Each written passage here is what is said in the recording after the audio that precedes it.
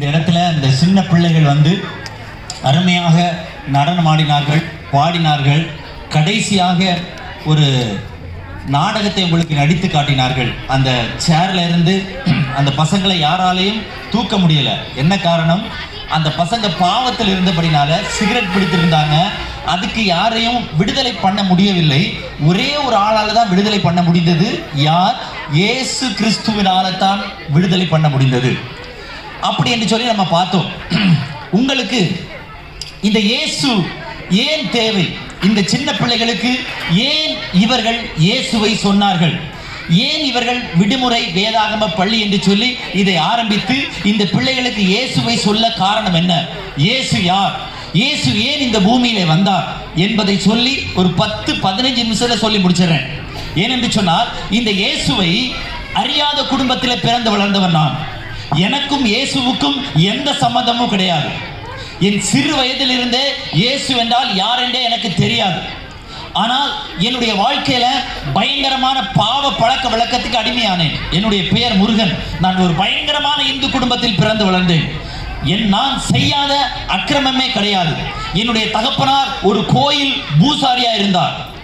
அவர் கோயிலே பூசாரியா இருந்தும் சாமி ஆடிக்கொண்டும் இருந்த என்னுடைய தகப்பனார், என்னுடைய வாழ்க்கை அவ்வளவு ஒரு பக்தி வைராக்கியம் நிறைந்த ஒரு இந்து குடும்பத்தில் பிறந்து வளர்ந்தேன். பக்தி நிமித்தமாக நான் சபரிமலைக்கு மாலை போட்டிருக்கிறேன். இன்னும் பல காரியங்களை செய்திருக்கிறேன். நான் வெளியிலே ஒரு நல்ல ஒரு பக்தி உள்ள ஒரு மகனாய் வளர்க்கப்பட்டேன். ஆனால் என்னுடைய வாழ்க்கையில பாவத்திலிருந்து விடுதலை இல்லை. வாலிப வயது வந்தது. வாலிப வயது வரும்போதே என்னுடைய வாழ்க்கையில எல்லா பாவ பழக்கமும் என்னை பிடிக்க ஆரம்பித்தது. என்னுடைய வாழ்க்கையில விடுதலை தேடி அலைந்தேன். என்னுடைய சிறு வயதிலிருந்து என்னுடைய ஆசை, நான் நல்ல பையனாய் வாழ வேண்டும் என்கிற ஆசை எனக்குள் இருந்தது. ஆனால் நல்ல பையனாய் வாழ முடியவில்லை. ஏனென்று சொன்னால், என்னை நெருக்கி என்னை சுற்றிலும் பாவங்கள், அநேக கட்ட நண்பர்கள் என்னை பாவத்துக்கு தள்ளினபடினாலே என்னுடைய வாழ்க்கையில் ஒரு நிம்மதி இல்லை, சந்தோஷம் இல்லை, சமாதானம் இல்லை.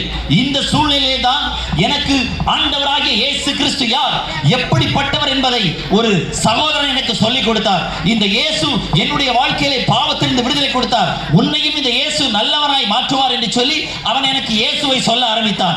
நான் அவனை பார்த்து கேவலமாய் சிரித்தேன். ஏனென்று சொன்னால், நான் எத்தனையோ கடவுளிடத்திற்கு போயிருக்கிறேன், எத்தனையோ சாமியை கும்பிட்டு இருக்கிறேன், யாரும் எனக்கு விடுதலை தரவில்லை. அதனால கடவுளே இல்லை என்கிற ஒரு முடிவுக்கு வந்து விட்டேன். அதனால இந்த உலகத்தில் கடவுள் என்று ஒருவரே கிடையாது என்று ஒரு நம்பிக்கையில வாழ்ந்து கொண்டிருந்தேன். இந்த சூழ்நிலையிலே அந்த நபர் என்னை சென்னையில் இருக்கிறதான ஒரு பெரிய ஒரு ஆலயத்துக்கு, ஆண்டவரை ஆராதிக்கிற ஒரு இடத்துக்கு கூட்டிக் கொண்டு போனார். நான் எல்லோரையும் பார்த்தேன், சுற்றிலும் பார்த்தேன். எனக்கு சர்ச் என்றால் என்னவென்று தெரியாது, இயேசு என்றால் யார் என்று தெரியும், ஆனால் அவர் எப்படிப்பட்ட ஆண்டவர் என்று எனக்கு தெரியாது. அதனால நான் அந்த ஆலயத்துக்கு போய் எல்லாரையும் பார்த்து கொண்டிருந்தேன். பார்த்து கொண்டிருக்கும் போது அங்க பாடினார்கள், எதெல்லாமா செய்தார்கள், எனக்கு ஒன்றும் விளங்கவில்லை, புரியவில்லை. ஏனென்று சொன்னால், முதல் தடவையாக நான் ஒரு கிறிஸ்தவ ஆலயத்துக்கு போயிருந்தேன். அப்பொழுது எனக்கு ஒன்றுமே புரியவில்லை, விளங்கவில்லை. இந்த சூழ்நிலையில கடைசி நேரத்தில் எல்லாரும் ஜெபம் பண்ணுங்கள் என்று சொன்னார்கள். எனக்கு ஜெபம் பண்ணி பழக்கமும் இல்லை, ஜெபம் என்னவென்றே எனக்கு தெரியாது.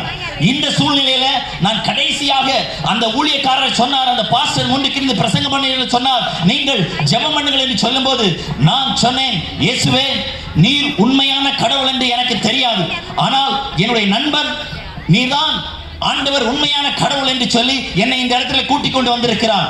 நீ உண்மையான கடவுள் என்று சொன்னால் என்னுடைய வாழ்க்கையில எல்லா பாவ பழக்கத்திலிருந்து விடுதலையாகி நான் நல்லவனாய் வாழ வேண்டும் என்று சொல்லி நான் அன்றைய நாளிலே ஜெபம் பண்ணினேன். தேவன் என் ஜெபத்தை கேட்டு அன்றிலிருந்து என்னுடைய வாழ்க்கையில் இருந்த எல்லா பாவ பழக்க வழக்கத்திலிருந்து விடுதலை கொடுத்தார். அதிலிருந்து இந்த இயேசுவின் மேல் ஒரு சின்ன நம்பிக்கை வந்தது. பரவாயில்லையே, ஒரே ஒரு நாள் ஜெபம் பண்ணின இந்த இயேசு எனக்கு ஒரு நல்லவனாய் மாற்றினாரே, இருதயத்தை மாற்றினார் என்று சொல்லி எனக்கு பரிசுத்த வேதத்தை கொடுத்தார்கள் என் கையிலே. நான் வேத புத்தகத்தை அதற்கு முன்பாக வாசித்ததும் இல்லை, வேதம் என்றால் என்னவென்றும் எனக்கு தெரியாது. இந்த சூழ்நிலையிலே இந்த பரிசுத்த வேதாகமத்தை என் கையிலே கொடுத்தார்கள். இந்த பரிசுத்த வேதாகமத்தை வாசிக்க ஆரம்பித்தேன். வாசிக்க வாசிக்க வாசிக்க என்னுடைய வாழ்க்கையில ஒரு சந்தோஷம் வந்தது, என்னுடைய வாழ்க்கையில ஒரு சமாதானம் வந்தது, ஒரு விடுதலை வந்தது. இந்த இயேசுவை இன்னும் அதிகமாய் தேட, இன்னும் அதிகமாய் வாசிக்க இந்த வேதாகமம் எனக்கு உதவி செய்தது. அது நிமித்தமாக இந்த வேத பகுதியில் இருக்கிற ஒவ்வொரு வசனத்துக்கும் நான் என்னை கீழ்ப்படிய ஒப்பு கொடுத்தேன். ஐயோ, இதெல்லாம் வாழ்க்கை. ஒருவனை ஒரு கன்னத்தில் அறைந்தால் இன்னொரு கன்னத்தை காட்ட வேண்டும் என்று சொல்லி இயேசு சொல்லுகிறாரே. பாவம் செய்யக்கூடாது என்று இயேசு சொல்லுகிறாரே. உன் தகப்பனையும் தாயையும் கனம் பண்ண என்று இயேசு சொல்லுகிறாரே. கெட்ட வார்த்தை பேசக்கூடாது என்று இயேசு சொல்லுகிறாரே. பொய் சொல்லக்கூடாது என்று இயேசு சொல்லுகிறாரே. இந்த இயேசு அல்லவா உண்மையான ஆண்டவர் என்று சொல்லி இன்னும் அவரை தேட ஆரம்பித்தேன். இன்னும் அவரை ஜெபம் பண்ண ஆரம்பித்தேன். வேதத்தை வாசிக்க ஆரம்பித்தேன். ஆலயத்துக்கு ஒழுங்காய் செல்ல ஆரம்பித்தேன். என்னுடைய வாழ்க்கையிலிருந்து தேவன் எல்லா பாவத்திலிருந்து விடுதலை கொடுத்தார். வேத வசனம் சொல்லுகிறது, எந்த மனுஷனையும் பிரகாசிப்பிக்கிற மெய்யான ஒளி இயேசு கிறிஸ்து என்று சொல்லி என்னுடைய வாழ்க்கையில பாவ இருளில் இருந்த என்னை என் இயேசு பரிசுத்தமாக்கினார். அசுத்தமாய் இருந்த என்னை, கெட்ட வார்த்தை பேசிக் கொண்டிருந்த என்னை, கோபமாய் அடிக்கிற என்னை, ரவுடித்தனம் பண்ணி கொண்டிருந்த என்னை இன்றைக்கு இந்த வேத வசனத்தை பிரசங்கிக்கிற ஊழியக்காரனாய் ஆண்டவர் மாற்றி இருக்கிறார்.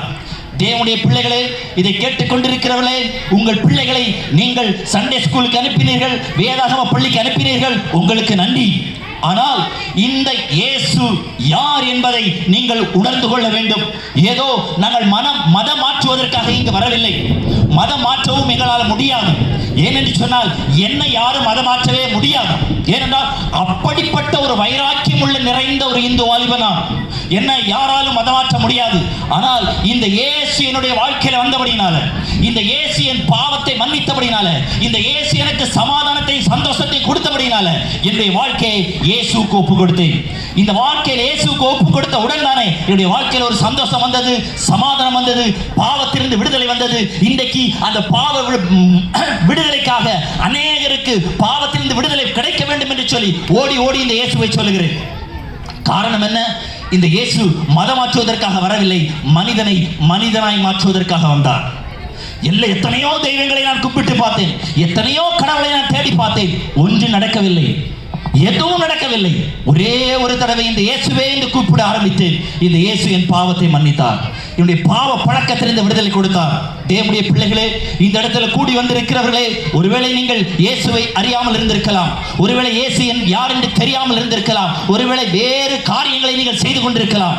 ஒரே ஒரு தடவை இயேசுவை நீங்கள் நோக்கி கூப்பிட்டு பாருங்கள், இயேசுவே என்று கூப்பிட்டு பாருங்கள், ஆலயத்துக்கு வந்து பாருங்கள், ஆண்டவரை பாடி துதிக்க ஆரம்பிங்கள், வசனத்தை கேட்க ஆரம்பிங்கள், இந்த வேத புத்தகத்தை வாசிக்க ஆரம்பிங்கள். உங்கள் வாழ்க்கை மாறும், உங்கள் துக்கம் சந்தோஷமாய் மாறும், உங்கள் பாவ பழக்க வழக்கத்திலிருந்து தேவன் விடுதலை தருவார். எத்தனையோ குடும்பங்கள் இன்றைக்கு குடி பழக்கத்துக்கும் போதை பழக்கத்துக்கும் அடிமையாகி கொண்டிருக்கிறார்கள். சிறு வயதிலிருந்தே சிகரெட்டுக்கும் கஞ்சாவுக்கும் அடிமைப்பட்டு கொண்டிருக்கிறார்கள் அநேக ஜனங்கள்.